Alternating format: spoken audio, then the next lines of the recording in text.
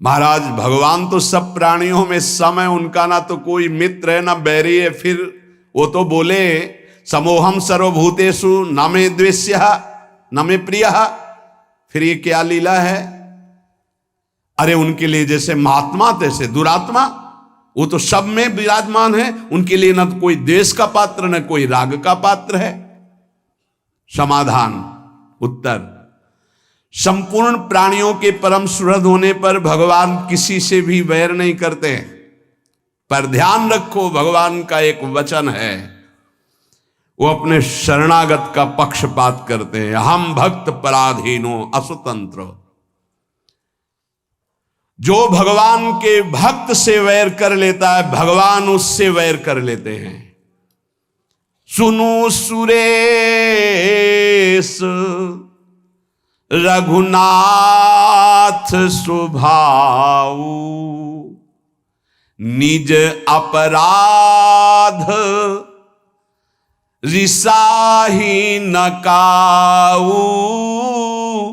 जो अपराध भगत कर करई, राम रोष पावक सो जरई।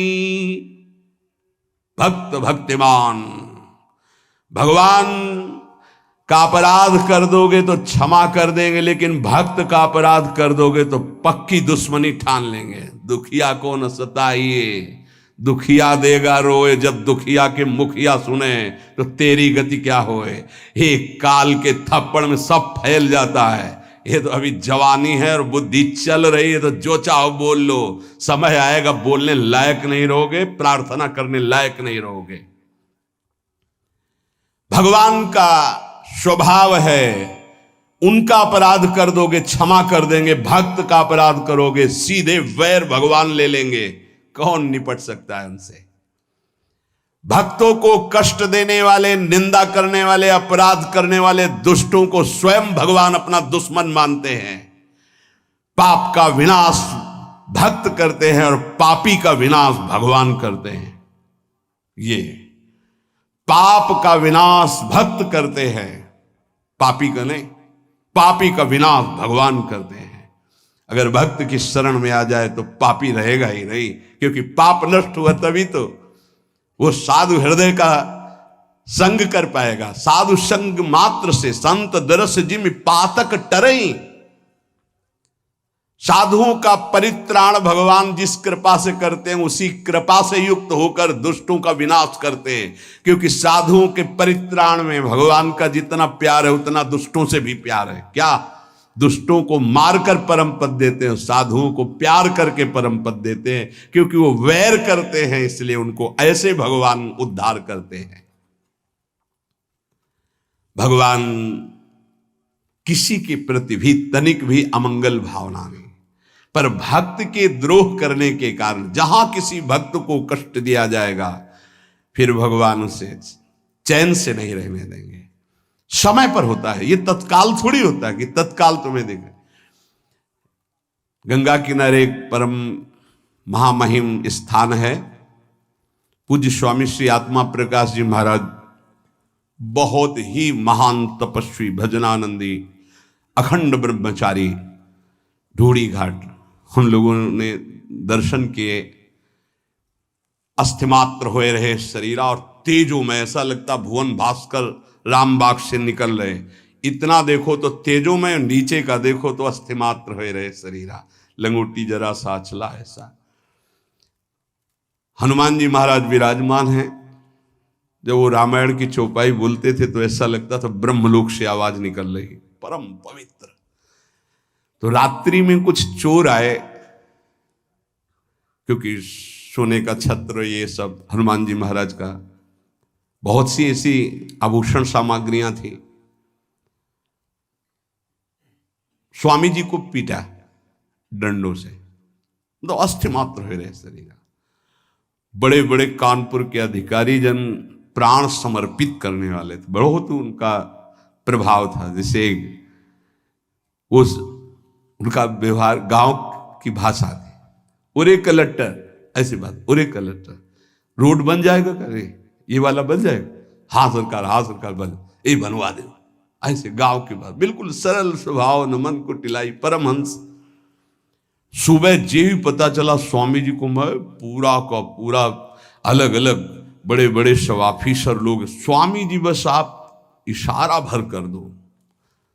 स्वामी जी जानते थे, त्रिका लग गए थे। उन्होंने कहा नहीं, किसी ने नहीं मारा है, ये देखो आपको इतनी चोट लगी। बोले हमारे कर्म का फल हनुमान जी ने दिया, कोई कर्म।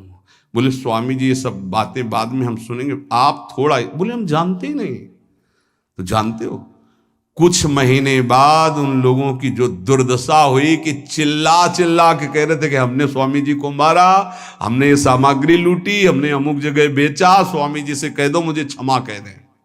चिल्ला चिल्ला के वो विध्वंस लीला हनुमान जी ने शुरू की। चिल्ला चिल्ला के अपने आप बोलने लगे। अगर साधु मौन हो जाए तो भगवान के हृदय में आग पैदा हो जाएगी, और वो उसको ये कृपा मनाओ कि साधु सभा में गाली दे दे, दंड दे दे तो बच जाओगे। नहीं, मालिक अगर स्वयं में दुश्मनी ले ले तो निर्वाह करना मुश्किल हो जाएगा।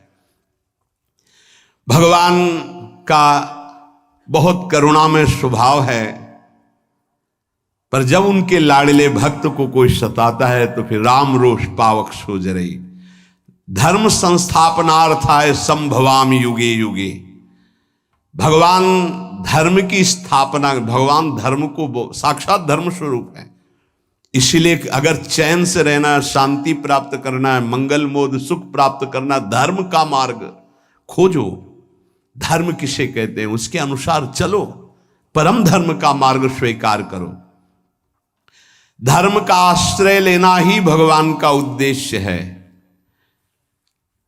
संस्थापना करने के लिए भगवान आचार्य गुरुदेव के रूप में प्रकाशित करते हैं। जब उसकी हानि होती है तब पुनः प्रकट होते हैं, विनाश लीला करते, फिर धर्म स्थापना करते हैं।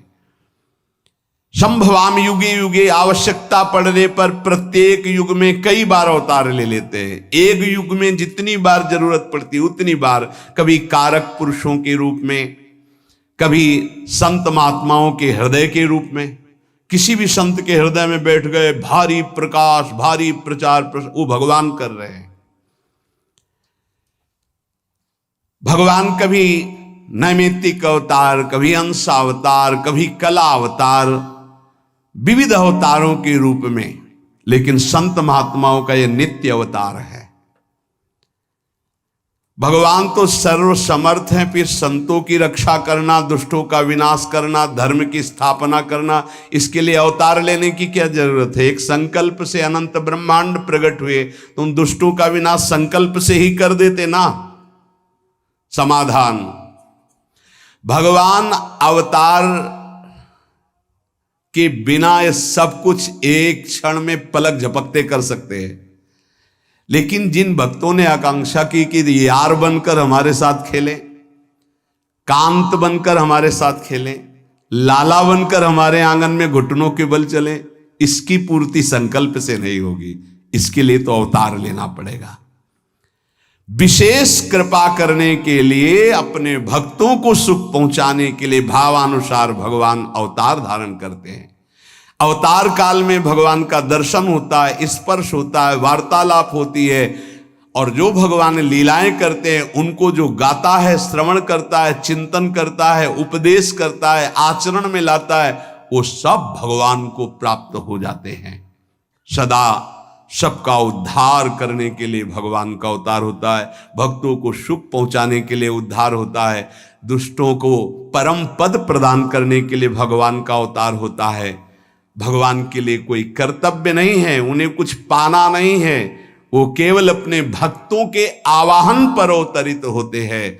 इसलिए सबको चाहिए कि धर्म के द्वारा अपने जीवन के कर्तव्यों का पालन करते हुए भगवान का स्मरण करें। इसी से परम सुख, परम शांति की प्राप्ति होगी।